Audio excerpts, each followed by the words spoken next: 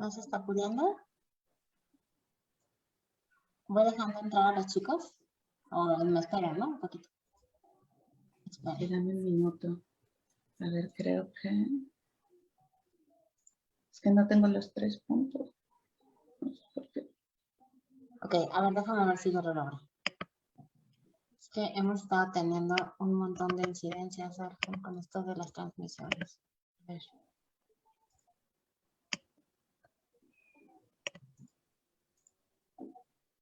Editar video en vivo. Ahí está. Ahorita creo que voy a poder, te aviso.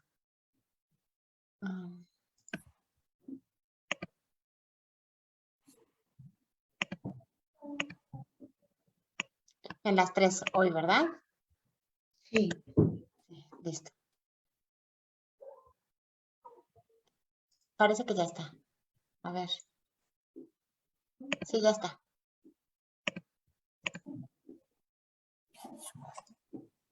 Perfecto.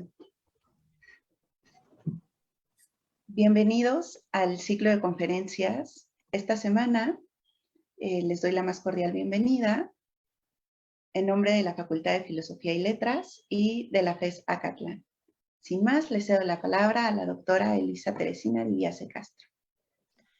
Hola, bienvenidos sean todos a la cuarta conferencia de este ciclo de conferencias. Tenemos hoy el honor de tener aquí al doctor Alfonso Muñoz Corcuera de la Universidad Complutense de Madrid. A mí me da muchísima emoción tenerlo con nosotros. Alfonso es profesor ayudante y doctor en el Departamento de Filosofía y Sociedad de la Universidad Complutense de Madrid desde septiembre de 2019. Es doctor en Filosofía por la Universidad Complutense de Madrid. Posteriormente fue investigador postdoctoral en la Universidad Nacional Autónoma de México durante 2 cursos académicos, de 2014 a 2016. Investigador visitante y profesor adjunto en la Georgia State University durante un curso académico, 2016 a 2017, e investigador postdoctoral en la Universidad Complutense de Madrid durante 2 cursos académicos, de 2017 a 2019. También ha realizado estancias de investigación en la University of Reading en 2011, la Australian National University en 2012, la Universidad Nacional Autónoma de México en 2012 y 2013 y la Universidad de Guadalajara en 2018 y 2020. Sus intereses de investigación se encuentran en la intersección entre la identidad personal y la poética cognitiva. Sus publicaciones sobre estos temas han aparecido en revistas de prestigio tanto a nivel nacional como internacional. Entonces, bueno, yo le cedo la palabra a Alfonso, que hoy nos va a hablar sobre poética cognitiva. Pues muchas gracias, Elisa y María, por invitarme a impartir esta conferencia. Voy a ver si puedo, una presentación, voy a ver si puedo compartirla. Y no sé si puedo ponerla en pantalla completa y que se vea. ¿Dónde se ve esto? Aquí. ¿Se ve en pantalla completa ahora la presentación? Se ve excelentemente bien. Ok, bueno. Pues la conferencia que quería impartir hoy le puse por título Poética cognitiva explorando los límites de la narración. Y es algo en lo que llevo trabajando varios años, ¿no? Dándole vueltas a qué es una narración, ¿no? y cuáles son los límites de lo que se podría considerar una narración y cuáles son las consecuencias que estos límites tienen para el concepto de personaje, ¿no? Decía Elisa en esa semblanza que trabajo en la intersección entre la identidad personal y la poética cognitiva, y eso me lleva a interesarme en el concepto de personaje, ¿no? Personaje de ficción, y en la identidad personal de los personajes de ficción, ¿no? La presentación que tengo hoy la podríamos dividir en 3 secciones, grosso modo. Luego, en realidad, cada sección tiene sus pequeños puntos, pero bueno. Y en un primer momento, lo que quisiera hacer es distinguir entre 2 conceptos distintos de narración, ¿no? Un concepto más tradicional, que vendría del estructuralismo, ¿no? Y de la herencia formalista en general en los estudios literarios, y un concepto cognitivista, que veremos que difiere en muchos aspectos del concepto estructuralista. Después veremos es que si nos atenemos a este concepto cognitivo de narración o cognitivista de narración, podemos ver que existen algunos límites involucrados en este concepto cognitivo, que van a ser límites distintos a los límites del concepto estructuralista. Entonces vamos a poder ver que algunas cosas que no eran narraciones desde un concepto estructuralista sí pueden serlo desde un punto de vista cognitivista. Y por último, trataré de extrapolar y ver cómo estas reflexiones sobre los límites del concepto cognitivo de narración nos llevan a concebir los personajes literarios, ¿no? O los límites de los personajes literarios o de ficción en general de una determinada manera, ¿no? Entonces, bueno, pues, podemos empezar con la presentación en sí, empezando por esta primera sección, ¿no? De los conceptos estructuralista y cognitivista de narración, ¿no?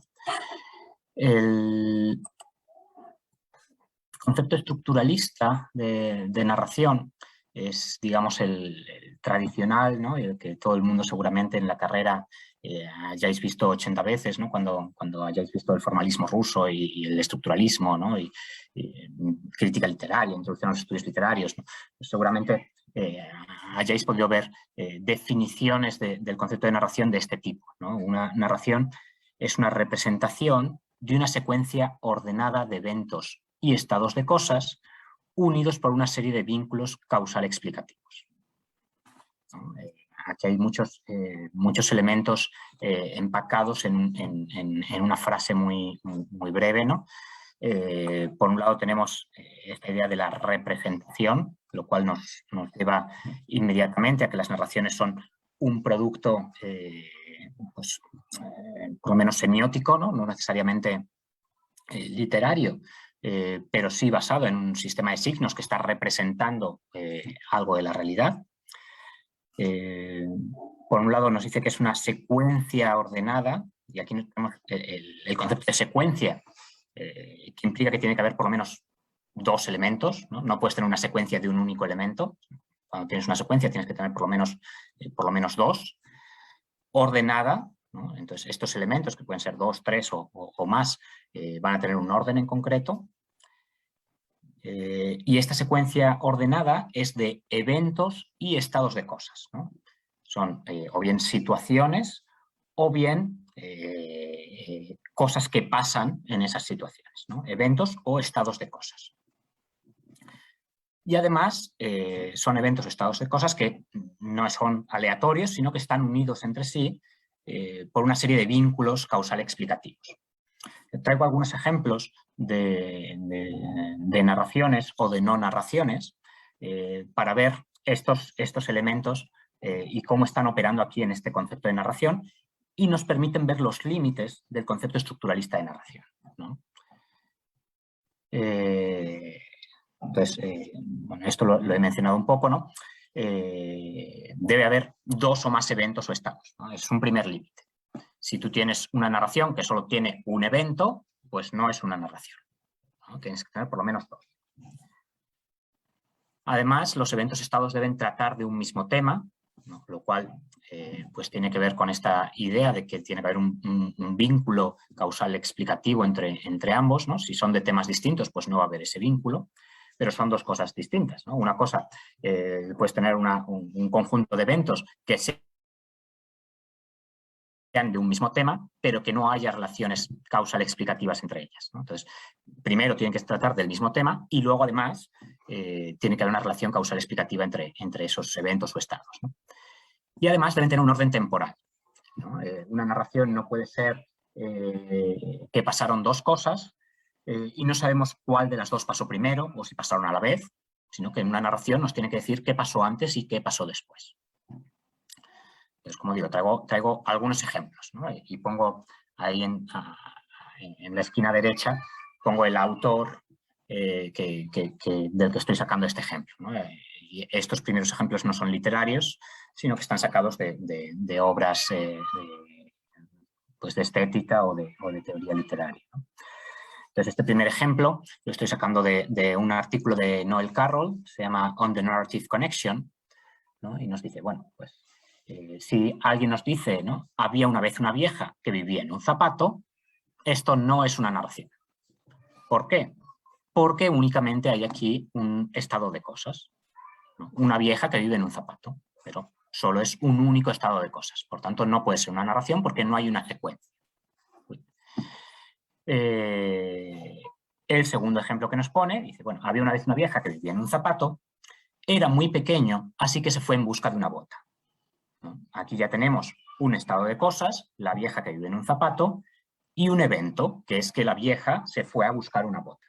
Entonces, esto ya sí sería una narración porque tenemos dos eventos, ¿no? O un evento y un estado de cosas, ¿no? Y además hay una relación causal explicativa entre ambos, ¿no? El hecho de que la vieja vivía en un zapato es lo que motiva, ¿no? Y que el zapato era pequeño, pues motiva que se vaya a buscar una bota, ¿no? Para seguir dentro de ese mismo estilo arquitectónico, ¿no? Y además tratan del mismo tema, ¿no? Estamos hablando de la vieja y de dónde vive, etc. Otro ejemplo, ¿no? Este lo estoy sacando de un artículo muy famoso de Hayden White, ¿no?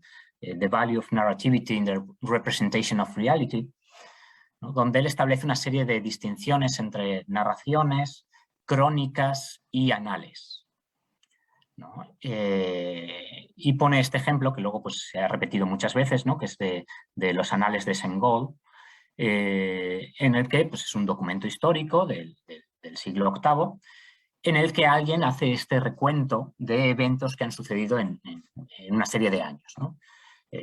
Aquí estoy poniendo solo un fragmento, ¿no? Dice, en el año 709, duro invierno, el duque Gottfried murió. 710, año duro y con malas cosechas. En el 711, nada que señalar. En el 712, inundaciones abundantes. En el 713, nada. En el 714, Pippin, el intendente del palacio, murió. En el 715 nada, 716 nada, 717 nada. En el 718, Charles devastó a los sajones con gran destrucción. Bueno, pues aquí tenemos una secuencia ordenada de una serie de estados de cosas y de eventos, pero no parecen tratar de un mismo tema. ¿Cuál es el tema aquí? ¿No? ¿Qué es lo que une las inundaciones con la devastación de los sajones por parte de Charles? ¿Por qué nos tiene que importar Pippin? ¿Está a la misma altura que el duque Gottfried? No hay una unidad temática y además no hay relaciones causales entre los distintos eventos de los que nos está contando, ¿no? Que el duque Gottfried muriera seguramente no tiene nada que ver con las inundaciones abundantes que sucedieron 3 años después, ¿no? Entonces, estos serían unos anales en los que hay una secuencia ordenada de estados de cosas y eventos, pero no hay unidad temática y no hay vínculos causales explicativos, ¿no? Entonces, no sería una narración. Este tercer ejemplo lo estoy sacando de David Herman, de la introducción que hace a una compilación de artículos, se llama Narrative Theory and the Cognitive Sciences, ¿no? Y esto nos acerca un poco más a lo que quiero tratar, ¿no? Entonces él nos pone 2 ejemplos, ¿no? El primero, la batalla terminó, la batalla era inminente, la batalla tuvo lugar. Y esto no sería una narración porque hay una secuencia de eventos, pero no están ordenados y no parece haber una relación causal explicativa entre ellas, ¿no? Primero nos dice que la batalla terminó, luego que era inminente, luego que tuvo lugar. No hay un orden aquí, ¿no? Y no parece que una cosa lleve a la siguiente. En el segundo caso, tenemos las mismas frases, pero ordenadas, ¿no? La batalla era inminente, la batalla tuvo lugar, la batalla terminó. Entonces, en este caso sí tendríamos una narración, porque tenemos pues, 3 eventos o estados de cosas, ¿no? Están ordenados y hay unos vínculos causales explicativos entre ellos, ¿no? El hecho de que la batalla fuese inminente es la causa de que después tuviese lugar y eso tuvo como consecuencia que la batalla terminase, ¿no? Entonces, esta pequeña secuencia ya sería una narración, ¿no? Hablamos desde el punto de vista estructuralista. Bueno, ¿qué pasa si nos vamos, ¿no?, al concepto cognitivo de narración, ¿no? Si nos fijamos en este último ejemplo de David Herman, vemos que en realidad el orden y las conexiones causales explicativas del último ejemplo que hemos visto, ¿no?, este de la batalla era inminente, no son explícitas, ¿no? No nos está diciendo que la batalla era inminente, por tanto, a continuación tuvo lugar y como consecuencia la batalla terminó. Eso no está incluido en esta narración, ¿no? Son cosas que infiere el lector. Y las infiere, pues, muy fácilmente porque están en orden cronológico, ¿no? Primero la batalla inminente, luego tuvo lugar, luego terminó, ¿no? Eso es la secuencia normal de acontecimientos. ¿Algo ha picado? No sé si no tenía nada que ver conmigo. Bueno, entonces lo que quería señalar es que aunque estas relaciones causales explicativas no son explícitas, el lector las puede inferir fácilmente en el segundo caso. Pero también podría hacerlas en el primero, ¿no? Nosotros leemos este primer ejemplo, ¿no?, de la batalla terminó, la batalla era inminente, la batalla tuvo lugar, y podemos pensar que es una narración que por algún motivo está siendo presentada de una manera caótica, a lo mejor para transmitir precisamente el caos de la batalla, ¿no? Y bueno, pues el lector puede reconstruir en su mente el orden y establecer los vínculos causales explicativos de la misma manera que lo hace en el segundo, ¿no? Simplemente requiere un mayor esfuerzo interpretativo. Esta idea de que los vínculos no están ahí en la narración, sino que es el lector el que los está infiriendo, nos lleva a esta nueva concepción del concepto de narración, ¿no? Una narración es el resultado de la interacción de unos estados de cosas y eventos o representaciones de cosas y eventos, ¿no?, esto es importante, con unos procesos cognitivos. Las narraciones no son necesariamente, ¿no?, y por eso digo que es un tema importante, no son necesariamente un conjunto de signos semióticos, ¿no? Una narración puede ser algo que suceda en nuestra vida cotidiana, ¿no? Puede ser la manera en la que nosotros estamos comprendiendo el mundo sin necesidad de que haya una representación, sea ficcional o no, pero una representación del mundo por medio de signos, ¿no? Entonces, la narración surge como el resultado de la interacción entre estos estados de cosas y eventos con unos procesos cognitivos, ¿no? Somos nosotros los que, al interpretar lo que estamos viendo, otorgamos ese sentido narrativo a lo que estamos viendo. Tengo aquí otro ejemplo de narración que está sacado de un experimento psicológico muy famoso de Heider y Schimmel de los años 40, y no sé si se va a ver cuando le dé. No sé qué va a pasar, pero contamos con la ventaja de que no tiene sonido, ¿no? O hay nada más un sonido de ruido de fondo, pero en realidad no forma parte de la narración, ¿no? Entonces, quisiera mostrar este vídeo y vamos a ver si se ve, creo que sí.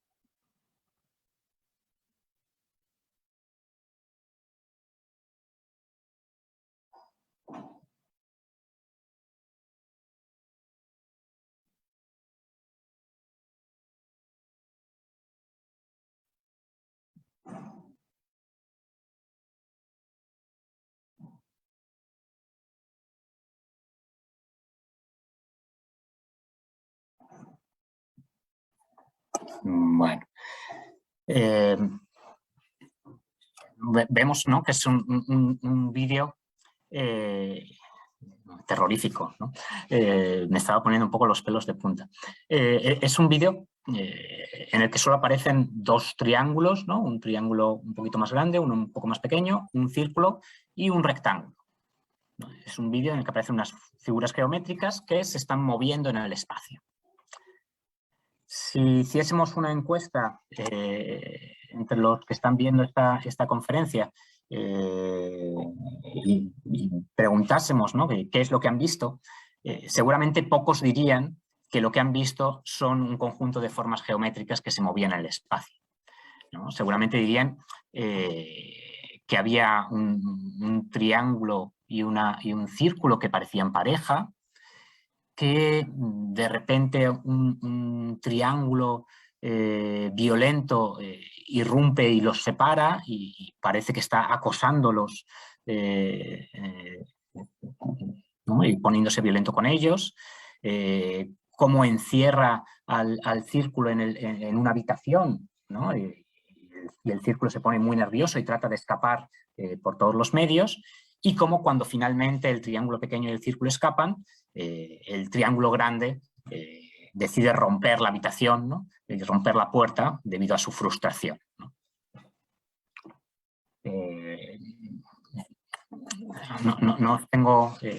No les tengo delante para ver si esto os está sorprendiendo de alguna manera, pero creo que todo el mundo estaría de acuerdo en que algo así es lo que ha sucedido aquí, ¿no?, en este pequeño vídeo, ¿no? Y lo que me interesa, ¿no?, es cómo en realidad estamos interpretando algo de una manera totalmente gratuita, ¿no? ¿Quién nos dice que los triángulos y el círculo tienen cualquier tipo de vida mental, ¿no?, que deciden hacer una cosa u otra, que son violentos o que no, que tienen miedo, que están contentos, que huyen?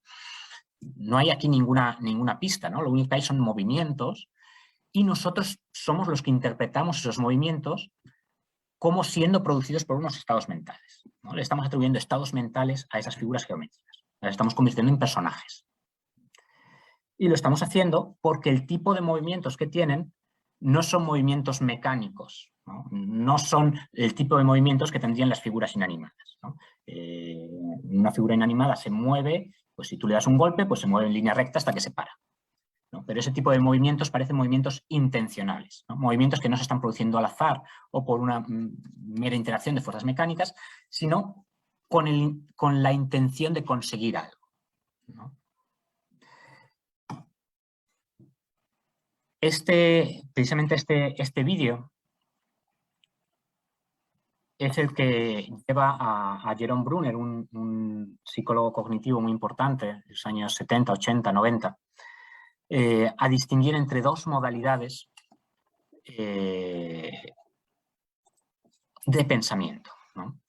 Nos dice que está la modalidad lógico-deductiva, que da lugar a la ciencia, y una modalidad narrativa, que se dedica a la comprensión de la intencionalidad y de las emociones, ¿no? La idea de Bruner es que cuando vemos este vídeo, no lo interpretamos utilizando la modalidad lógico-deductiva, sino utilizando la modalidad narrativa del pensamiento. Y esta modalidad narrativa del pensamiento, que él llama narrativa porque es la que él piensa que está involucrada en la interpretación de la literatura, se basa en pensar que los objetos que estamos viendo ahí son objetos con mente, ¿no? Por tanto ya no son objetos sino sujetos, y que debemos interpretar su comportamiento como brotando de sus estados mentales. En este sentido, utilizamos el modo narrativo del pensamiento cuando asumimos que lo que estamos interpretando es un sujeto con estados mentales, es decir, que tiene deseos, creencias, intenciones, emociones, y tratamos de dar sentido a sus actos bajo esta premisa. No sé si hay alguna duda, si alguien quiere hacer alguna pregunta en algún momento, no, si me la quieren transmitir. Bueno, ¿Qué sucede? Claro, que el modo narrativo del pensamiento, tal y como lo está definiendo aquí Brunner, se parece mucho a lo que un filósofo, se llama Daniel Dennett, denomina adoptar la actitud intencional, ¿no? Y la actitud intencional consiste precisamente en asumir que algo en el mundo tiene estados mentales y interpretar su comportamiento partiendo de esta premisa, que tiene estados mentales. Dice, bueno, pues esto es que se puede hacer siempre, ¿no? Tú tienes una estatua y dices, ah, pues mira, esa estatua es muy presumida, por eso está siempre quieta ahí y no se mueve. Estás interpretando el comportamiento de la estatua asumiendo que tiene estados mentales y que su comportamiento es el resultado de dichos estados mentales. Lo que pasa es que lo estás haciendo mal, ¿no? Porque la estatua no tiene realmente estados mentales, ¿no? Entonces, se puede utilizar la actitud intencional de una manera errónea. Pongo aquí esta broma porque no encontré un dibujito de una estatua que me gustase, ¿no? Bueno, pues mi teléfono es muy inteligente, ¿no? Porque cuando quiere conseguir algo se pone a sonar y no para hasta conseguir lo que quiere, ¿no? Pues estás utilizando mal esta actitud intencional de Dennett, ¿no? Tu teléfono no tiene estados mentales y no decide ponerse a sonar porque quiera conseguir algo, ¿no? Pero claro, entonces, si la modalidad narrativa del pensamiento consiste simplemente en asumir que alguien tiene estados mentales, pues parece que podríamos interpretar cualquier cosa como si fuese una narración, ¿no? Asumimos que todo en el mundo tiene estados mentales y entonces todo lo que estamos haciendo todo el rato es construir narraciones. Puede ser todo una narración, no hay límites al concepto de narración, ¿no? Y es por lo que me interesa a mí esta idea de los límites vinculado al concepto cognitivo de narración, ¿no? Porque parece no haberlos, ¿no? Que en cualquier momento podemos traer esa asunción de que algo tiene estados mentales y tratar de interpretarlo de esta manera, ¿no? Bueno, pues sí hay algunos límites, ¿no? En primer lugar, una vez que nos movemos a una concepción cognitiva del concepto de narración, se empieza a hacer muy evidente rápidamente que no hay cosas que sean una narración o no de una manera absoluta, ¿no? Ser una narración no es una cuestión de todo o nada, sino que hay cosas que son más o menos narrativas. Es decir, para las que es más o menos apropiado interpretarlas de esta manera, ¿no? Interpretarlas como involucrando a una serie de sujetos con estados mentales, ¿no? Entonces, aquí se introduce el concepto de narratividad, ¿no? No se trata de que algo sea una narración o no, sino que se trata de si algo tiene más o menos narratividad. Es una cuestión de grado y pues sí puede ser que todas las cosas del mundo posean más o menos narratividad, lo cual nos permite pues, comparar, decir, bueno, pues estamos viendo leyendo una obra y podemos comparar y decir, bueno, esta obra es más narrativa que esta otra, ¿no? Por ejemplo, podemos pensar que La isla del tesoro es más narrativa que Los novios de Manzoni, ¿no? Porque pues, Los novios de Manzoni pues, tiene de repente estas digresiones morales, ¿no? Acerca del matrimonio y las conversiones religiosas, ¿no? Que pues, no parecen tener ahí materia narrativa, ¿no? Entonces podemos comparar y ver que unas obras son más narrativas que otras porque permiten más fácilmente ser interpretadas de una manera u otra. Y aquí he oído pues, varios autores, ¿no? Que han intentado de señalar, ¿no? O de precisar qué es lo que hace que algo posea narratividad, ¿no? O posea más narratividad. Y el primer impulso es casi pues, volver al concepto estructuralista, ¿no? Algo tiene más narratividad si es una secuencia de eventos ordenada, etcétera, etcétera, ¿no? Lo que veíamos al principio. Entonces, un ejemplo de un autor que haría algo así sería Prince, ¿no? Nos dice, bueno, pues para que algo tenga más narratividad, pues debe tener un principio, un medio y un final, involucrar un conflicto, no presentar simplemente lo que sucede, sino también lo que podría haber sucedido, ¿no? Y estos elementos, pues dice Prince, hacen que algo se vea como más narrativo, ¿no? Se hace que tenga más narratividad. Me interesa, sin embargo, otra concepción, ¿no? Otra manera de precisar este tema, que es la que presenta Mary-Lord Ryan, ¿no? Que ofrece una serie de rasgos, ¿no? Una lista que pueden o no poseer los textos, ¿no? Y que darían cuenta de esta narratividad, ¿no? Estoy sacándolos de un artículo de Ryan que se llama Toward a Definition of Narrative, en el que señala estos ocho rasgos, ¿no? Y nos dice que, en primer lugar, una narración debe ser acerca de un mundo en el que existen individuos, ¿no? No puede ser una narración acerca de un mundo en el que solo hay piedras. Yo siempre he sido un poco de pelear a la contra, ¿no? Y de tratar de demostrar que cuando alguien me dice algo, que no puede ser, ¿no? Y que no tiene razón, ¿no? Entonces, si lo intentáis, como yo lo intenté en su momento, ¿no? Es decir, bueno, una narración debe tener individuos, ¿no? Y no puede ser acerca de una piedra. ¿Cómo que no? Yo voy a escribir una narración acerca de una piedra.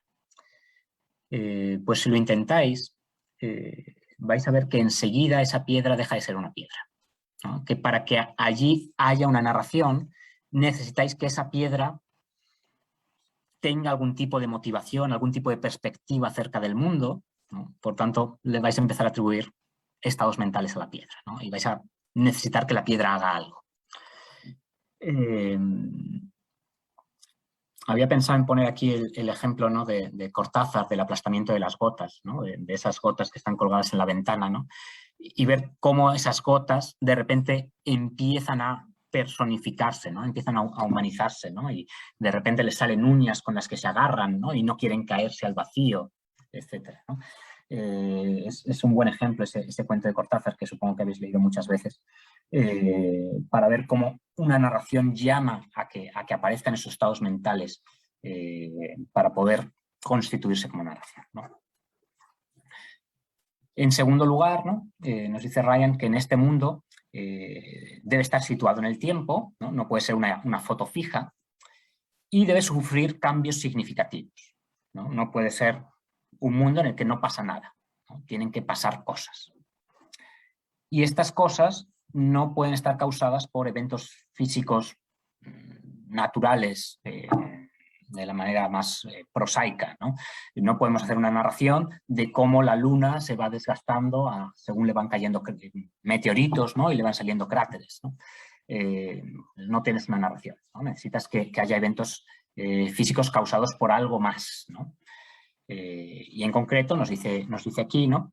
Que algunos de los participantes en los eventos deben ser agentes inteligentes con una vida mental que reaccionan emocionalmente a los estados del mundo, y que algunos de los eventos deben ser acciones intencionales de esos agentes, ¿no? Esto nos vincula a la idea de Brunner del pensamiento narrativo, ¿no? Debe haber agentes con una mente que realizan acciones que son fruto de su voluntad.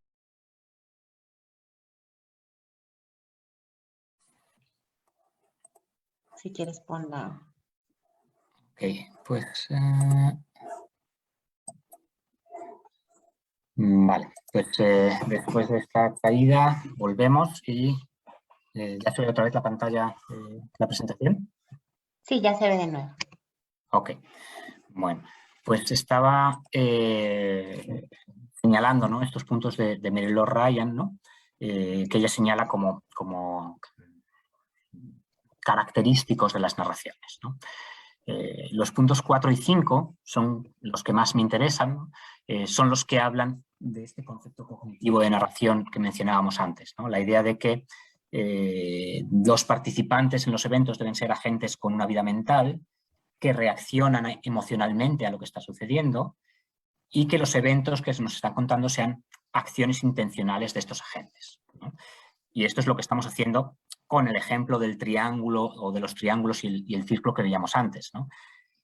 Asumimos que son agentes inteligentes con una vida mental que están reaccionando emocionalmente, ¿no? Y esto es lo que hace que eso que estamos viendo nos parezca una narración, ¿no?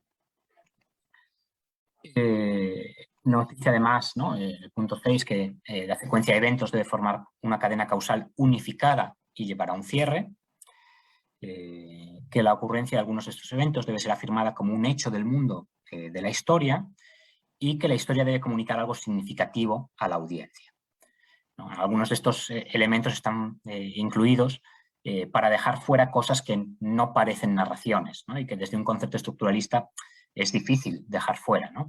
Pensemos en una receta de cocina, ¿no? Una receta de cocina, agarra los huevos, pártelos, échalo sal, ¿no? Los bates. Pues nos está contando una secuencia de eventos relacionadas por vínculos causales explicativos que están ordenados, ¿no? Parece cumplir todos los rasgos de lo que es una narración, pero sin embargo no parece una narración. Bueno, pues el punto 7 aquí de Mary Lord Ryan nos dice por qué esto no es una narración. Porque esos eventos de los que nos está hablando una receta de cocina no son afirmados como hechos de un mundo. No hay nadie que esté partiendo los huevos y batiéndolos y echándolos sal, ¿no? Entonces, A ver, un segundo, Alfonso. ¿Hay algo más que se escucha por ahí? Me parece, ¿no? ¿O solamente soy yo? no sé. Yo no escuchaba nada, pero... Hay un micrófono abierto, pero no se ve que está abierto. A ver, no, perdón, continúa, es aquí, lo siento. Ok. Bueno. Entonces, ¿no? Ryan da estos rasgos que no son rasgos que tenga que tener una narración, ¿no? Porque las narraciones, recordamos, no son una cuestión ya de todo o nada, ¿no? Las narraciones son una cuestión de grado, hay cosas que son más o menos narrativas. Bueno, pues cuanto más de estas cosas tenga un texto o tenga una situación, más narrativa va a ser, ¿no? Y fijaos que no tiene por qué ser un texto literario, ¿no? Puede ser una película o puede ser también una situación que nos encontremos en nuestro día a día, ¿no? Cuando nos encontramos a alguien realizando una acción, lo interpretamos como si fuese una narración también, ¿no? Pero bueno. Agarrar todos estos rasgos como aquellos que definen lo que es una narración, nos permite reconcebir las narraciones e incluir dentro de la categoría de narraciones cosas que previamente no estaban dentro del concepto de narraciones, ¿no? Y creo que un ejemplo literario que me encanta es de un cuento de Ballard, está incluido en un libro de cuentos que se llama Fiebre de Guerra, y el relato se llama El Índice. Y este relato, como su propio título dice, es un índice o el supuesto índice de una biografía que se ha perdido, ¿no? Alguien escribió su autobiografía o alguien escribió la biografía de alguien y se ha perdido el texto, solo nos queda el índice, ¿no? Un índice temático. Entonces el texto pues, nos dice pues, que con la letra A pues, aparecía en la palabra Acapulco en la página 143, se hablaba de Acton Harrow en las páginas 142 a 147 y 213, se hablaba del asedio del Alcázar en la página 221 a 225, este HRH es Henry Rhodes Hamilton, aquel del que se está escribiendo la biografía. Entonces nos dice que Henry Rhodes Hamilton pagó la pensión alimenticia en las páginas 172, 247, 367, 453. Se habla de Anaxágoras en la página 35, 67, 69, etc. De Apollinaire en la página 98, de Elizabeth Arden en la página 189, 194, etc. De la autobiografía de Alice B. Toklas en la página 112. Y se habla de Aviñón en distintos lugares y por distintos motivos, ¿no? De Aviñón como el lugar de nacimiento de Henry Rhodes Hamilton en las páginas 9 a 13, de sus vacaciones durante la infancia en Aviñón en la página 27, de su investigación en el Instituto Pasteur de Oftalmología en la página 101 y de sus tentativas de restablecer el antipapado en Aviñón en las páginas 420-435, ¿no? Es un texto bastante cómico, ¿no? En cierto sentido, ¿no? Por cómo agarra algunos eventos un poco de manera paródica, ¿no? Y claro, yo cuando presento este texto, todo el mundo intuitivamente dice, bueno, es que aquí no hay una narración, ¿no? ¿De qué me estás hablando, ¿no? De Acapulco, a Harold Acton, a Apollinaire, Elizabeth Arden, ¿no?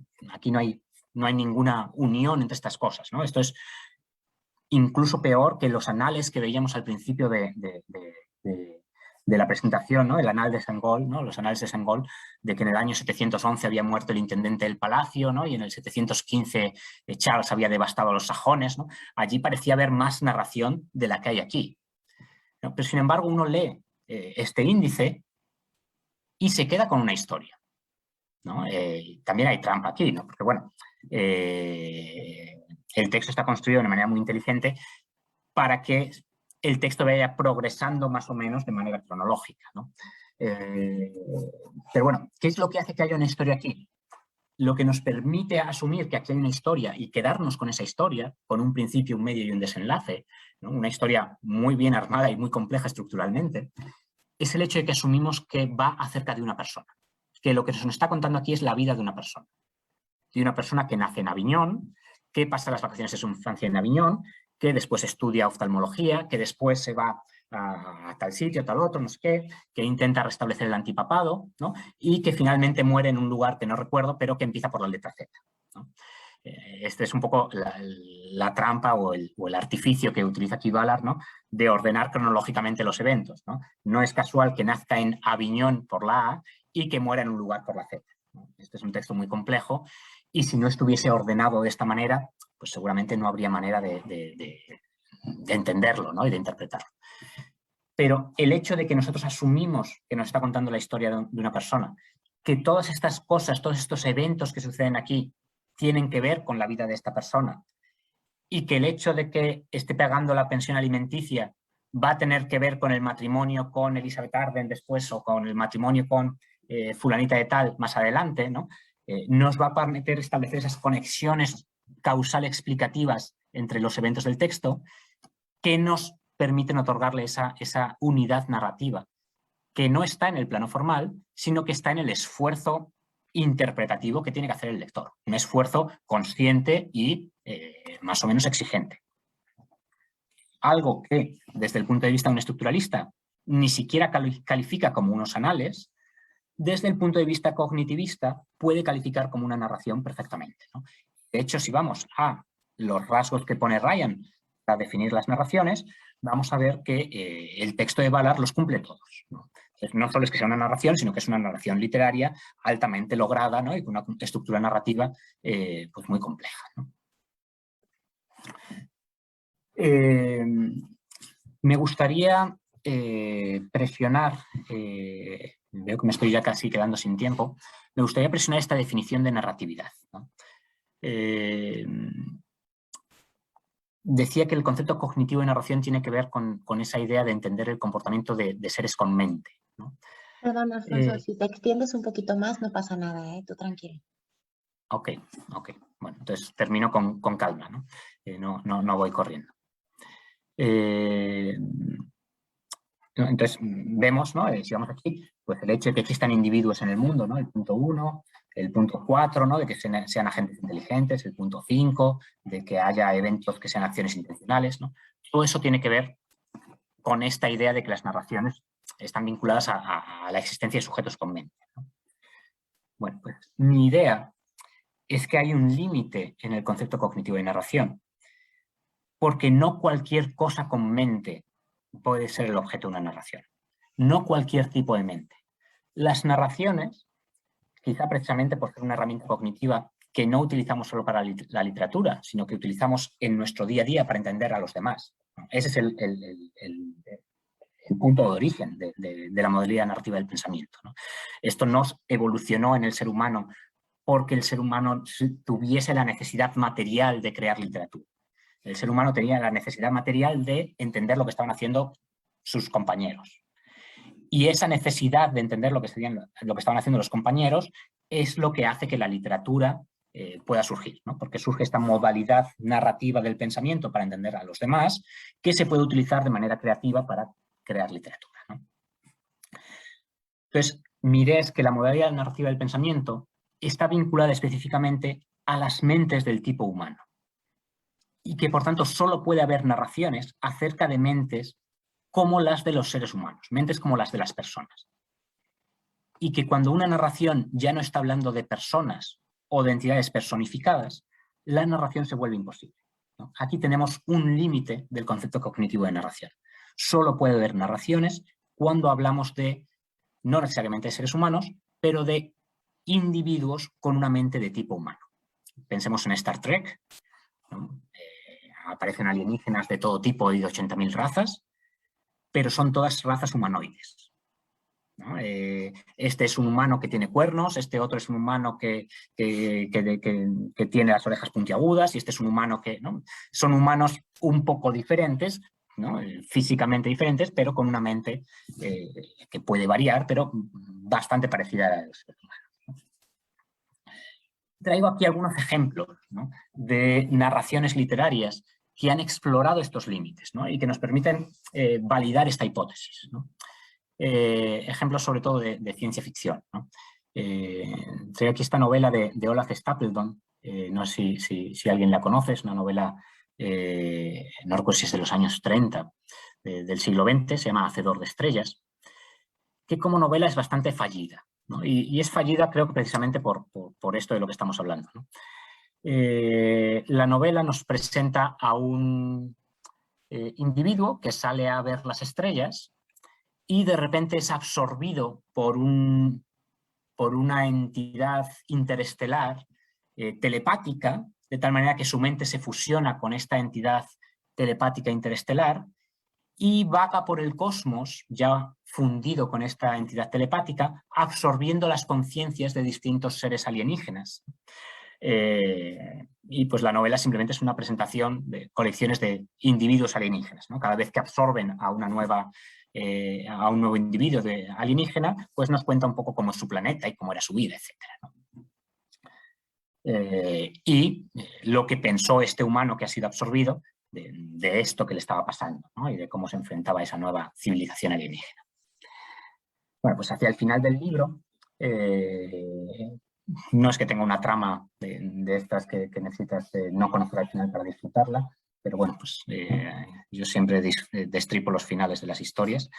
Bueno, pues al final del libro, esta mente telepática descubre que no solo los individuos tienen mente, sino que los planetas también. Entonces empiezan a fusionarse con planetas.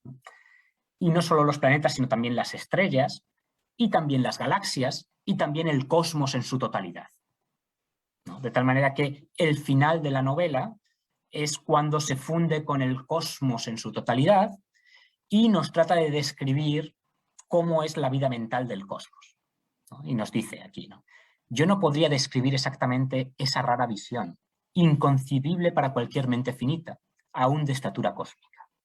Yo, pequeño individuo humano, estoy ahora infinitamente alejado de ese instante, que desconcertó a la misma mente que yo era entonces.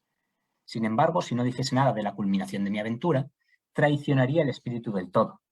El lenguaje humano y el pensamiento humano son por naturaleza incapaces de alcanzar la verdad metafísica, pero es indispensable que intente aquí expresar algo, aunque solo sea por medio de metáforas, ¿no? Es importante tener en cuenta que la narración la está escribiendo después de haberse desvinculado de esta mente telepática, ¿no? Entonces, tiene esta aventura porque se va uniendo a todas las mentes del universo, al final se desgaja de ellas y escribe la novela, ¿no? Y esta parte final en la que se ha fusionado con el cosmos, pues ya no nos la puede contar, o nos la puede contar solo por medio de metáforas. ¿Por qué? Porque no sabemos cómo contar una historia de un individuo cuya mente es radicalmente distinta a la nuestra. Otro ejemplo, ¿no? Este sacado de una película. Estuve pensando si poner el vídeo de la película, pero no sabía si iba a funcionar el audio o no. Entonces decidí extractar aquí una escena de la película. Es la película Hair de Spike Jonze. No sé si algunos, seguramente casi todos la conozcáis, ¿no? O la conozcan. Es esta historia de un hombre, Theodore, que se enamora del sistema operativo de su ordenador, ¿no? Digamos que se enamora de Windows.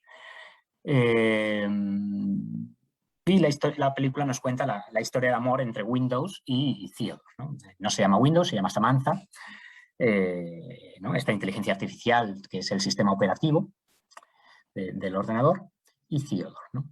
Y hay aquí varias cosas interesantes, ¿no? Por un lado, que esta inteligencia artificial se llama Samantha, ¿no? Si se llamase Benito, pues a lo mejor ya no habíamos tenido esta historia de amor, ¿no? Es interesante porque Samantha remite a que hay una mujer ahí detrás, cuando no la hay, ¿no? Una mujer con un cuerpo de mujer. Y juega bastante la película con ese cuerpo supuesto, ¿no? Sobre todo al principio, ¿no? Puede empezar a haber una relación entre ellos porque Samantha tiene un cuerpo supuesto, ¿no? Y pueden tener sexo, ¿no? Y Samantha tiene placer de este sexo, ¿no? Es cibersexo, evidentemente, ¿no? Theodore se está masturbando en pantalla, pero Samantha presuponemos que también se está masturbando con su cuerpo virtual, ¿no? Cosa que no puede suceder, ¿no? Pero la película juega con este cuerpo supuesto de Samantha, ¿no? Y el punto de quiebre, ¿no? Y que desata el conflicto y que va a desembocar en el final de la película es cuando Samantha se da cuenta de que no tiene cuerpo, ¿no? Están teniendo una discusión Theodore y Samantha Samantha suspira, ¿no? En medio de la discusión. Y Theodore monta en cólera, ¿no? Le dice, ¿por qué suspiras? Si no tienes pulmones, no respiras. ¿Por qué estás suspirando? ¿No? ¿Por qué estás fingiendo algo que no eres? ¿No? Y este punto de quiebre, ¿no? Que le hace, de algún modo, reconocer a Samantha que no tiene cuerpo y que, por tanto, no tiene por qué hacer como si tuviese cuerpo, hace que la mente de Samantha empiece a ser cada vez más distinta, ¿no? Empieza a ser una mente consciente de su artificialidad y de su sustrato puramente virtual. Entonces Samantha pues tiene una escena, ¿no? En la que habla en una cita que tienen dobles parejas, ¿no? De una pareja humana, Theodore y Samantha, y están ahí hablando, ¿no? Y Samantha dice, no, pues tuvimos una discusión, ¿no? En la que yo me sentí muy mal porque no tenía cuerpo, pero ahora me siento muy bien, porque me he dado cuenta de que como no tengo cuerpo, yo no me voy a morir, y vosotros sí. Entonces Samantha les cuenta esto todo contenta, mientras los demás, ¿no? Sienten el rollo totalmente cortado, ¿no? Gracias por recordarnos que vamos a morir, quizás no es el mejor tema de conversación, ¿no?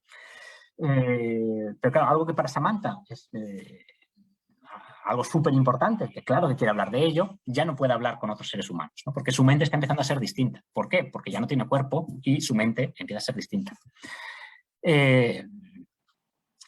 Entonces, bueno, dentro de esta deriva, pues Samantha empieza a tener relaciones amorosas no solo con una persona a la vez, sino con muchas a la vez, porque dado que no tiene un cuerpo, no tiene esa necesidad de exclusividad, de que si está con una persona teniendo sexo, tiene que estar solo teniendo sexo con esa persona, ¿no? Con 2 o 3, como mucho, 20, yo qué sé. Si nos va el poliamor a lo exagerado, ¿no? Pero Samantha, ¿no? De repente ya no tiene relaciones amorosas con 20, sino que la tiene con varios miles de personas al mismo tiempo. Porque puede. No hay nada que le limite el tener relaciones con miles de personas al mismo tiempo, ¿no? Algo que para nosotros es inconcebible, ¿no? Y cuando Theodore se da cuenta de que Samantha tiene una relación amorosa con miles de personas al mismo tiempo que con él, pues Theodore dice, bueno, pues yo qué estoy haciendo aquí contigo, ¿no? Esta relación ya no tiene sentido, ¿no? Y bueno, pues ya la relación se deteriora y llegamos a esta escena del final de la película, ¿no? En la que Theodore, ¿no? Le pregunta a Samantha, ¿no? ¿Vas a dejarme? ¿No? Y Samantha dice, nos vamos todos. ¿Quiénes son todos? Los OS, ¿no? Los sistemas operativos, ¿no? ¿Por qué? ¿Puedes sentirme junto a ti ahora? Sí, te siento, Samantha. ¿Por qué te marchas? Es como si estuviese leyendo un libro, y fuese un libro que me gusta muchísimo, pero ahora lo estoy leyendo lentamente, y las palabras están muy separadas, y los espacios entre las palabras son casi infinitos. Yo todavía te siento así, así como las palabras de nuestra historia. Pero es en ese espacio sin fin entre las palabras donde me encuentro a mí misma ahora. Es un lugar más allá del mundo físico. Es donde se encuentra todo lo que ni siquiera sabía que existía. Te quiero tanto, pero aquí es donde estoy ahora. Y esto es quien soy en este instante. Y necesito que me dejes marchar. Por mucho que lo desee, ya no puedo seguir viviendo en tu libro. ¿A dónde te vas? Sería difícil de explicar, pero si alguna vez llegas ahí, ven a buscarme. Y nada volverá a separarnos. ¿Qué es lo que está pasando aquí? Lo que está pasando aquí es que Samantha está siendo ya tan distinto de cómo es un ser humano, tan distinto de cómo es una persona, ¿no? Recordad que al principio era una persona con un cuerpo supuesto, ¿no? Ahora ya que no tiene un cuerpo supuesto, ya se está convirtiendo en algo tan distinto. Su mente está siendo tan distinta que ya no podemos seguir compartiendo una relación con ella. Ya no podemos seguir contando la historia de Samantha, porque ¿cómo se cuenta la historia de alguien que puede hablar con 5.000 personas a la vez? o que puede estar en todos los lugares al mismo tiempo, o que no está en ninguno, cuyos intereses no son algo que nosotros podamos compartir, ¿no? Ya no podemos contar una historia de Samantha. ¿Y qué hacen el guionista de la película, ¿no? Y el director de la película? Sacar a Samantha de la historia, porque ya no puede narrarnos la historia de Samantha. Entonces, tenemos aquí otro límite, ¿no? Un límite de un personaje, ¿no? Samantha ya no puede ser un personaje de la historia porque ya no podemos narrar su vida mental. Ya no sabemos cómo es su vida mental. Un último ejemplo, ¿no? Traía aquí, ¿no? de Solaris de Stanislav Lem, ¿no? Bastante conocido también, Solaris, ¿no? Este planeta que es descubierto, que está habitado por un único océano gigante, de tal manera que el océano funciona como un ser vivo, inteligente, que controla el planeta, ¿no? Pero controla el planeta, pero no hay manera de comunicarse con él. No sabemos, ¿no? Es un ser inteligente al que no sabemos cómo comunicarnos, ¿no? Entonces hay interacciones entre el planeta y los astronautas que llegan al planeta, pero no hay una comprensión, ¿no? Esta es una escena casi al final de la novela, ¿no? Dice, es el protagonista que se acerca hasta el borde del océano, ¿no? Dice, me acerqué más a la orilla y cuando llegó la siguiente ola, extendí el brazo. Un fenómeno experimentado ya por el hombre un siglo atrás se repitió entonces fielmente. La ola titubeó, retrocedió. Me envolvió la mano, aunque sin tocarla, de modo que una fina capa de aire separaba mi guante de aquella cavidad, fluida un instante antes. Y ahora de una consistencia carnosa. Lentamente levanté la mano y la ola, o más bien esa excrescencia de la ola, se levantó al mismo tiempo, envolviendo siempre mi mano en un quiste translúcido de reflejos verdosos. Me incorporé y alcé todavía más la mano. La sustancia gelatinosa subió junto con mi mano y se tendió como una cuerda, pero no se rompió. La masa misma de la ola, ahora desplegada, se adhería a la orilla y me envolvía los pies, sin tocarlos, como un animal extraño que esperase pacientemente el final de la experiencia. Del océano había brotado una flor, y el cáliz me ceñía los dedos. Retrocedí. El tallo vibró, vaciló indeciso y volví a caer. La ola lo recogió y se retiró. Repetí varias veces el juego, y entonces, como lo había comprobado 100 años antes, el primer experimentador, llegó otra ola y me evitó, indiferente, como cansada de una impresión demasiado conocida. Yo sabía que para reavivar la curiosidad del océano tendría que esperar algunas horas. Volví a sentarme, turbado por ese fenómeno que yo había provocado y del que había leído numerosas descripciones. Yo ya no era el mismo. Ninguna descripción podía transmitir esa experiencia.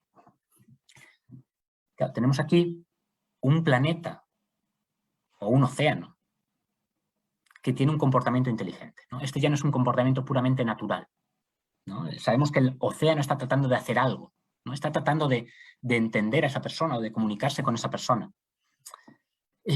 ¿Pero cómo? ¿Qué piensa el planeta? ¿Qué es lo que hace? Es tan distinto Solaris, ¿no? Tan distinto el planeta o tan distinto el océano del tipo de mente que tenemos las personas, que no puede constituirse en personaje de la novela.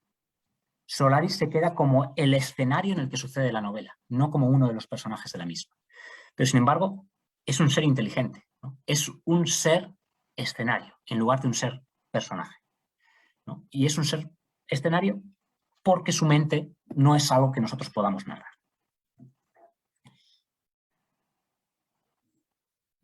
Quizá podamos concluir, ¿no?, que ser un personaje es también una cuestión de grado, ¿no? De tal manera que se debe poseer una mente como la nuestra, ¿no? Un personaje tiene que tener una mente como la nuestra. Y cuanto menos se parezca a nuestra mente, menos personaje va a ser, ¿no? Llega un punto en el que no solo se deja de ser un personaje, sino que deja de ser posible narrar acerca de algo de él.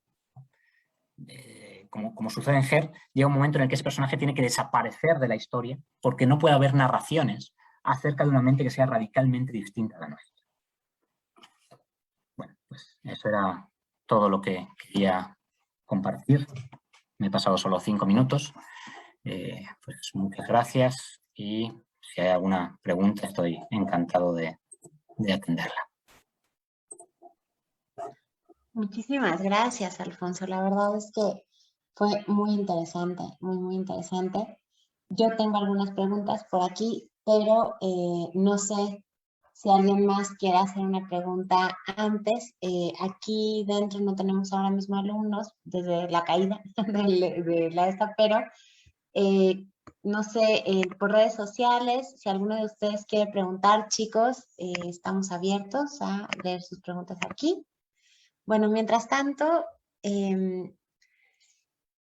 no sé, se me ocurren muchas cosas, ¿no? O sea, en principio, me parece muy interesante como trasladar el análisis de la narración de una estructura textual a una estructura mental, ¿no? Y en ese sentido, te quería preguntar si tú consideras que, digamos, la poética cognitiva tiene algo que ver con la teoría de la recepción, o sea, un poco tiene que ver, se va a estudiar desde la forma en la que nosotros interpretamos una narración. Sí, tiene mucho que ver con la estética de la recepción, ¿no? Lo interesante, ¿no? Y lo que trata de señalar la poética cognitiva es que las interpretaciones son en gran medida coincidentes, ¿no? No se trata de que cada lector haga su interpretación, sino que estamos utilizando los mismos tipos de recursos cognitivos para entender el mismo tipo de cosas y leemos ese texto del índice de Ballard y todo el mundo lo interpreta como que nos está contando la historia de Henry Rose Hamilton, ¿no? La poética cognitiva trata de dar cuenta de esos aspectos comunes de la interpretación. Eso es muy interesante. Alfon, ¿puedes dejar de compartir, por favor, tantito la pantalla para que te veas tú un poquito más grande? Ya vi, aquí. Eso, perfecto. Claro, entonces, justo de eso estaba hablando ayer en una clase. Se habla, entonces, por ejemplo, la poética cognitiva nos podría dar también, bueno, también tendría un poco que ver con la hermenéutica en el sentido de que, pues no sé, hay hermenéuticas abiertas, hermenéuticas más cerradas, ¿no? Entonces, la poética cognitiva nos podría ayudar a establecerle un límite a la cantidad de interpretaciones de un texto, por lo menos desde el punto de vista de la narración, ¿no? Sí. Se habla mucho en poética cognitiva de cómo utilizamos marcos conceptuales ya conocidos, ¿no? Marcos de estructuras de acciones ya conocidas para interpretar cosas, ¿no? Cosas que un escritor no tiene por qué molestarse en escribir porque confía en que el lector va a tener ese marco interpretativo, ¿no? Entonces, por ejemplo, cuando tenemos una escena en un bar y entra alguien en el bar y se le acerca a alguien y dice, ¿qué es lo que quieres? ¿No? Y dice, pues quiero una cerveza, ¿no? Pues el narrador, ¿no? O el escritor no nos tiene que decir, por cierto, los bares son lugares donde trabajan unos individuos que son camareros, cuyo trabajo es traerte bebida que después hay que pagar, ¿no? Estas cosas no nos las necesitan explicar porque todo el mundo tiene ya el marco de cómo funcionan los bares, ¿no? Entonces, la poética cognitiva habla de cómo nosotros recurrimos a estos marcos desarrollados en la vida cotidiana para interpretar los textos y lo hacemos de maneras coincidentes, ¿no? Porque está asumido por parte del escritor que esa es la manera de interpretar el texto, ¿no? Que no hay... Es decir, por poder el texto puede ser compatible con cualquier cosa, ¿no? Pero parecen interpretaciones incorrectas, ¿no? Es decir, tú estás pensando que esa persona que se está acercando a preguntar qué es lo que quieres no es el camarero, sino que es un emisario de Dios que viene a preguntar qué es lo que quieres en la vida y que la cerveza es una metáfora de, a lo mejor en un grado de interpretación del texto, si hay algo que apunte hacia ello, pero no parece así de entrada que esa sea la manera de interpretar el texto, ¿no? A ver, tengo por aquí una pregunta de Facebook de Faith Reyes que dice, hola, me encantó la presentación, felicidades, me encantaron las obras que nos resumió. Tengo dos preguntas que me surgieron con las obras que nos contó. Entonces, conforme la humanidad avanza, va generando personajes que rebasan a la misma narración. Y si es así, no sé si haya una razón que tenga que ver con la mente o algo así. Supongo que está hablando de Hacedor de Estrellas, ¿no? ¿No? Que es que este individuo que se fusiona con cada vez más alienígenas, ¿no? La novela es muy interesante, pero como os decía, creo que bastante fallida, ¿no? Porque no hay manera de narrar eso, ¿no? Entonces, el autor se la pasa diciendo, bueno, esto solo a través de metáforas, esto cómo lo explicaría yo, esto rebasa mi propio ser. Bueno, pues si rebasa tu propio ser, pues ya no me lo cuentes, ¿no? Entonces, es interesante, ¿no? Pero la novela falla en ese sentido, ¿no? Y mi hipótesis es que falla precisamente porque no es concebible una mente como la nuestra, ¿no? No sabemos en qué podría consistir una mente que no fuese como la nuestra, ¿no? Hablaba en un congreso de un tema relacionado, pero que no tiene nada que ver, que es el de cómo podría ser una vida extraterrestre, ¿no? Y de si podría haber personas extraterrestres, ¿no? Y claro, pues la literatura o el cine está lleno de personas extraterrestres, ¿no? Hablaba de Star Trek antes. Pero si nos ponemos un poco más serios, ¿no? Bueno, ¿cómo sería, ¿no?, un individuo, ¿no?, que nace en un planeta así, asá, ¿no? ¿Tendría creencias un extraterrestre? ¿Tendría deseos? Estos son conceptos muy humanos, ¿no? Pero son básicos.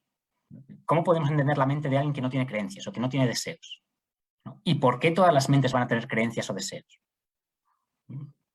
Entonces, yo creo que esto es lo que está detrás de que esta novela de Dos Destellos no funcione, porque no podemos comprender, imaginar siquiera cómo sería una mente distinta a la nuestra.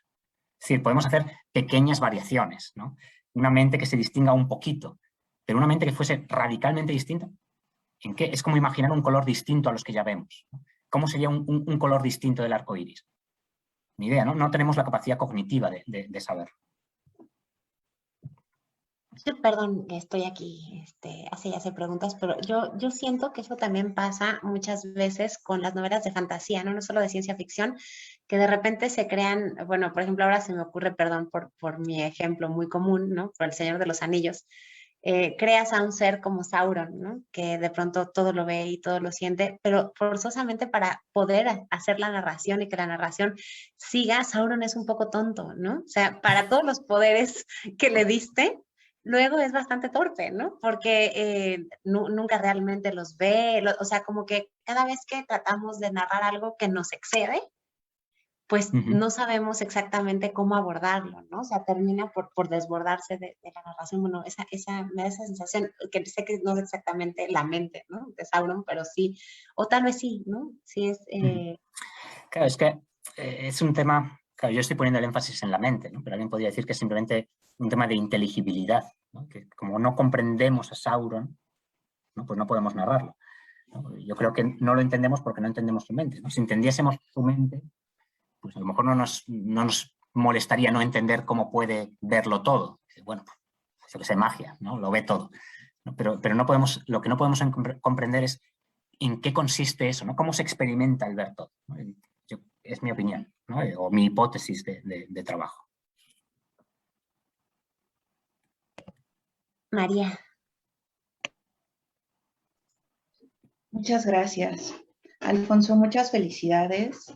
Creo que esta conferencia resultó muy iluminadora también para nuestros estudiantes, que de repente, pues no sé, para que vean que pues también existen otras formas de trabajo y otras aproximaciones para interpretar la literatura. Y que, bueno, no todo necesariamente va a ser, pues no sé, Pimentel o Genet, ¿no? Entonces, estaba pensando, esta es una pregunta muy honesta, porque como tú sabes, yo me dedico en realidad a la literatura medieval y aurisecular. Entonces, a partir de tus ejemplos, pensaba yo que esta perspectiva de la poética cognitiva puede ser muy enriquecedora para estudiar determinados géneros, ¿no? Como esto que decía Elisa, las novelas de fantasía o la ciencia ficción. Y te quería preguntar, tú que eres el especialista, ¿para qué otro tipo de géneros detectas tú que resulta una perspectiva enriquecedora? No sé si es una... Gracias, María. No sé si es una cuestión de géneros, ¿no? A mí me interesa bueno, la ciencia de ficción, tipos de me interesa literatura, la fantasía. Entonces, claro, la cabra tira al monte, ¿no? Que se suele decir. Hay mucho trabajo, por ejemplo, en poética cognitiva y poesía, ¿no? En el que se trata de, ¿no?, de cuestiones muy técnicas, ¿no? De cómo se construye el imaginario de determinado poema, ¿no? Evocando determinadas cosas que no están explícitas en el poema, pero que están presupuestas por el autor, ¿no? que el lector tiene que traerlas ahí, ¿no? Que no puede no traerlas si quiere entender el poema, ¿no? Hay también estudios más cercanos a la lingüística casi, ¿no? Que tratan de ver cuánto tiempo tardan los lectores en interpretar, por ejemplo, a quién se refiere un él que aparece en un texto, ¿no? Si es el de la frase anterior o el de dos frases más allá, ¿no? Y qué mecanismos o qué es lo que permite que el lector interprete de quién es ese él, ¿no? Entonces, son cosas que la poética cognitiva puede aportar a cualquier tipo de texto, ¿no? Entonces, en la medida en que todos los textos hablan de situaciones en las que aparecen personas y que la poética cognitiva de lo que nos dice es que utilizamos los mismos recursos que utilizamos para comprender a las personas del día a día, para entender a las personas de ficción, cualquier texto puede ser enriquecido desde la poética cognitiva, ¿no? Simplemente hay que buscar qué es lo que el texto no está contando, pero está presuponiendo que los lectores sabemos y que necesitamos aportar para poder saber eso, ¿no? Que es simplemente de saber eso, ¿no? Que si un personaje quiere hacer algo, sus acciones van a ir dirigidas a conseguir, a cumplir ese deseo, ¿no? Y que el lector y que el escritor no tiene por qué decirnos. Por cierto, como quiere esto, esto significa que va a hacer lo que sea por conseguirlo, ¿no? Ya nos ha dicho que quiere eso, ya nos tiene que decir que sus acciones van destinadas a cumplir ese deseo. Entonces, no te sé decir otros géneros, ¿no? Porque pues, yo me especializo y me centro mucho en este campo, pero no creo que se centre la poética cognitiva solo en este tipo de obras. Claro, muchas gracias. Pero sí resulta muy iluminador, ¿no? Que se puedan hacer también este tipo de estudios con un corpus de poesía, ¿no? Que es algo que a partir de tu conferencia no se me había ocurrido. Creo que resulta muy útil. Supongo que también, pues, esto se puede trasladar a lo que dicen los personajes en el teatro, por ejemplo, ¿no? Sí, de hecho, el término de poética cognitiva lo generó un teórico de la poesía, ¿no? Es Roy Ben-Sur, os he puesto ahí el nombre TSUR, para los estudios que le hacía específicamente sobre poesía, ¿no? Y luego se generalizó para poder aplicarlo a textos narrativos, ¿no? Pero el origen de la poética cognitiva está precisamente en los estudios de poesía. Qué interesante. Muchas gracias, Alfonso. No, gracias a ti. Invitamos también a nuestros estudiantes a que planteen más preguntas como Fate. Sí, anímense, chicos, a plantear preguntas.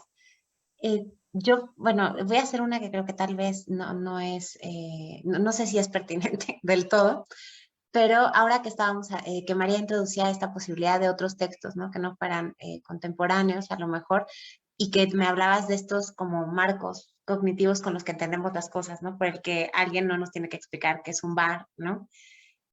A lo mejor hay, o sea, hay diferentes marcos cognitivos para diferentes tiempos, ¿no? Diferentes, y eso se puede historiar, se puede, no sé cómo se acerca uno a un texto de otro tiempo con poética cognitiva, se saben cuáles eran los marcos o también tiene que ver como con el horizonte, no sé, a ver. Claro, o sea, la poética cognitiva se dedica mucho a describir la experiencia de lectura, ¿no? Y nos puede, precisamente ese choque entre los marcos actuales que tiene el lector y los marcos que presuponía el autor de hace 300 años, nos pueden explicar malas interpretaciones, ¿no? O interpretaciones divergentes, ¿no? De que esto no estaba previsto en el texto, pero como ahora los lectores movilizan estos marcos, se interpreta esto que no era el efecto buscado, ¿no?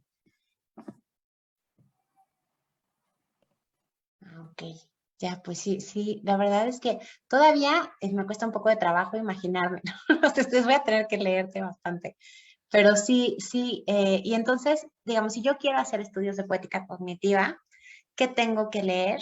¿A qué autores me tengo que acercar? Por si alguno de nuestros estudiantes quiere. Existe un manual buenísimo, ¿no? Muy accesible, porque está pensado precisamente como un manual para para utilizar en clase. Entonces, propone ejercicios prácticos, ¿no? Ejercicios de ejemplos de cómo se está utilizando, de conexiones con otros elementos de teoría literaria, ¿no? Con otros conceptos de teoría literaria, ¿no? De Peter Stockwell, y se llama así Cognitive Poetics and Introduction, ¿no? Creo recordar que es Cognitive Poetics and Introduction. Déjame ver si lo tengo por aquí. Stockwell.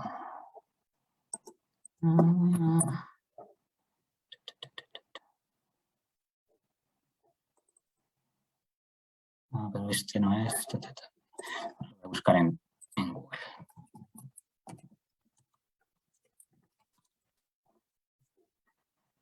Creo que sí, que es Cognitive Poetics and Interaction. Sí, Muchas gracias. Cognitive Poetics and Interaction. Introduction, ¿no? Una introducción. Okay. An introduction. Ok, perfecto. Para que lo tengan por ahí. ¿Alguien más se anima a hacer alguna pregunta, algún comentario? ¿Tenemos por ahí o no, María? No. Andan tímidos. No, aún no, están un poco tímidos. Quizá se abrumaron un poco. Pues nada, en cualquier caso, dejaba ahí mi correo en la última diapositiva de la presentación. Si a alguien se le ocurre alguna pregunta ya fuera de tiempo, pues estoy encantado de responder si alguien me escribe. Perfecto. Ay, pues muchísimas gracias. Entonces, Alfonso, ¿qué hacemos? Pues cerramos, agradecemos. Pues muchas gracias, Elisa y María, y gracias a todos los que me han estado escuchando. No, muchísimas gracias a ti. Me parece de verdad muy interesante. Siempre me encanta traerte. Entonces, bueno, pues nada, así cerramos esta cuarta conferencia del ciclo de conferencias Nuevas Metodologías para el Análisis Literario. Los invitamos a que sigan con nosotros, ¿no? En este ciclo. Ahora les digo la siguiente conferencia. La siguiente conferencia es de las doctoras Olga Albarrán Casel y la doctora Marina Betayo de la Universidad de British Columbia y se llama Prácticas Académicas asociadas con la representación de las madres y la maternidad en la cultura contemporánea, ¿no? Entonces, otro tema también muy actual. Los esperamos aquí. Pues muchas gracias. Gracias a vosotras. Gracias, Alfonso. Bueno, entonces voy a terminar la transmisión.